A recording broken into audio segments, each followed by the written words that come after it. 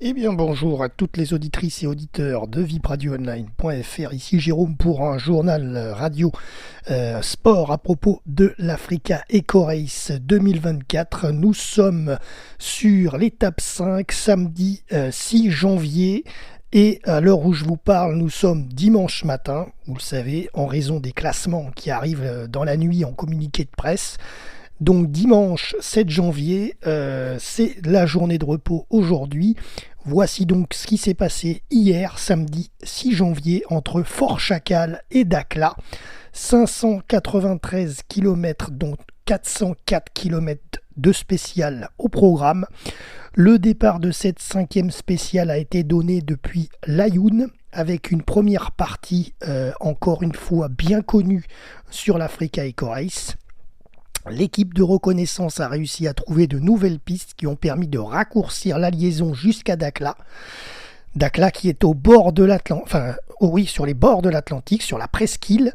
Une spéciale assez longue, donc au niveau kilométrage, mais relativement rapide, avec, comme souvent, la navigation mise à l'honneur, surtout vers la fin, pour trouver les bons caps et sortir de cette ultime secteur. Il ne reste plus que 168 km pour rejoindre Dakhla et son bivouac, donc en bordure de l'océan Atlantique, pour profiter donc dimanche d'une journée de repos bien méritée. Alors pour nous à la rédaction, pas de journée de repos puisque les classements sont arrivés cette nuit. Je vais donc vous les donner. Et donc cette journée de repos à Dakhla, en tout cas, elle est la bienvenue pour tous les concurrents de l'Africa Eco Race qui vont pouvoir reprendre un peu des forces, remettre les pendules à l'heure et surtout à réparer leurs engins et leurs machines pour repartir demain, lundi 8 janvier. Allez, nous passons au résultat du jour sur cette cinquième étape entre Fort Chacal et Dakhla. Elle s'est déroulée à grande vitesse puisque les 404 km du secteur sélectif ont été effectués en 3 heures 31 minutes et 53 secondes en moto et, tenez-vous bien, en 3 heures 31 minutes et 53 secondes en auto également. Un temps identique à la seconde près, c'est historique, c'est rarement vu dans l'histoire des rallye-raids tout-terrain. C'est certainement dû au fait que cette année, les autos, les SSV et les camions sont tous neutralisés 20 minutes comme les motos. Une belle coïncidence tout de même qui mérite d'être soulignée. Alors en moto justement, on prend les trois mêmes et on recommence. Cette fois, les communiqués de presse sont arrivés cette nuit et donc ce matin, je peux vous donner les résultats. L'affrontement entre l'Aprilia de l'italien Cerruti et les deux Yamaha de Paul Tarres et Alessandro Botturi ont tourné en faveur de ce dernier. L'Italien s'impose avec 1 minute 57 d'avance sur son coéquipier et 3 minutes 57 sur Cerruti.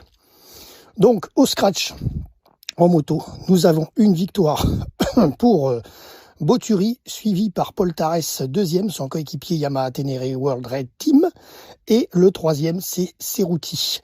Le quatrième c'est le Suisse Vaudan, et l'Italien Montanari termine 5e du jour. Donc 3 Italiens aux 5 premières places. Veuillez m'excuser pour la toux. Alors donc ensuite au classement général moto, nous avons toujours l'Italien Cerruti qui mène le rallye d'une main de maître, mais avec entre 2 et 3 minutes d'avance seulement sur son compatriote Alessandro Botturi. J'ai pas le temps exact parce que d'un côté le communiqué évoque 3 minutes 15, d'un autre côté les classements évoquent 2 minutes 15, donc je vais pas vous donner de bêtises. En tout cas, ils ont entre 2 et 3 minutes d'avance. Il y a 2 à 3 minutes d'avance pour Cerruti sur Botturi. Paul Tarres est troisième, à la 3e place, il est troisième, voilà. Borne 4e et 5e, Gritti, l'Italien aussi, donc 3 Italiens toujours dans les 5 premières places également au général. Sur 4 roues, le Belge Koen Wouters avait promis hier matin plutôt, puisqu'on est dimanche, alors je vous parle, et c'était samedi l'étape, donc il avait promis de tout donner pour s'imposer dans cette 5e étape de l'Africa Eco Race qui constituait pour lui la fin de la course. En effet, ce concurrent, donc Wouters, est également un chanteur à succès en Belgique, flamande et aux Pays-Bas, et il commence, tenez-vous bien, une série de concerts dès le 11 janvier. Nous sommes aujourd'hui le 7 janvier, et donc Wouters, le Belge, Koen Wouters, c'est inédit, hein, doit donc impérativement abandonner le rallye, voilà, et rentrer en Belgique pour 2 jours de répétition. Donc voilà, donc Koen Wouters, donc célèbre dans son pays, a tenu parole. Il a remporté cette 5e étape de l'Africa avec son pick-up Toyota. Mais il doit abandonner le rallye, c'est comme ça, pour repartir sur sa tournée musicale en Belgique notamment. Alors il s'est imposé quand même, il faut le souligner, avec 2 minutes 46 d'avance sur les Hongrois Varga et Thomas. Et en 3e position, on retrouve le Canam de Vento et Ruiz Moreno. Alors donc, au scratch, ça nous fait donc Wouters premier, 2e Imre, 3e Vento, et Loubet, le petit français Pierre-Louis Loubet, le fils de Yves Loubet, qui est directeur de la course classique d'ailleurs. Donc Pierre-Louis Loubet et François Borsotto, son coéquipier, terminent à la 4e place du jour sur Apache. Et les Portugais Souza et Brandao terminent 5e. Allez, on place au classement général Auto SSV Camion. Leadership pour les 2 Français qui tiennent le rallye d'une main de maître depuis quelques jours. C'est Gauthier Paulin et Rémi Boulanger sur Apache. Tenez-vous bien, je vous l'avais déjà dit hier, mais je vous le redis. Ils ont un tapis d'or, un tapis rouge d'avance. Ils ont 2 heures et 9 minutes d'avance sur leurs compatriotes français Frédéric Henrichy et Éric Bercé, 2e sur ATKR. Ensuite, les Portugais Vento et Ruiz Moreno sont 3e. Zingraf et Revest 4e. Ferrin et Kaisers sont 5e. Voilà, à souligner la 4e place de Zingraf et Revest, comme je viens de vous dire, mais qui sont du team Casteux, hein, du Trophy Casteux. Voilà, Casteux, qui est un ancien motard français, maintenant manager d'un team, vous le savez, depuis plusieurs années. Alors ensuite, dans la course classique, ah oui, si j'allais oublier, je vous donne quand même le classement du premier camion. Aujourd'hui, c'est Tomeček qui termine à la 8e place sur son Tatra. Il est seul dans son camion, donc c'est à souligner. Mais par contre, au classement général, il est aussi avec les voitures, les autos, les SSV. Et donc le premier camion, c'est aussi Tomeček à la 8e place. Voilà, fallait le rajouter quand même. Ensuite, dans la course, il y a bien sûr le classique, hein, les anciennes voitures de rallye raid d'antan. Après les 4 zones de régularité du jour, samedi, respectivement 30, 31, 40 et 51 km, et avec un total de 15 zones de régularité effectuées, ce sont les Belges Eric et Tom Claes qui sont en tête sur leur Toyota Land Cruiser BJ 73.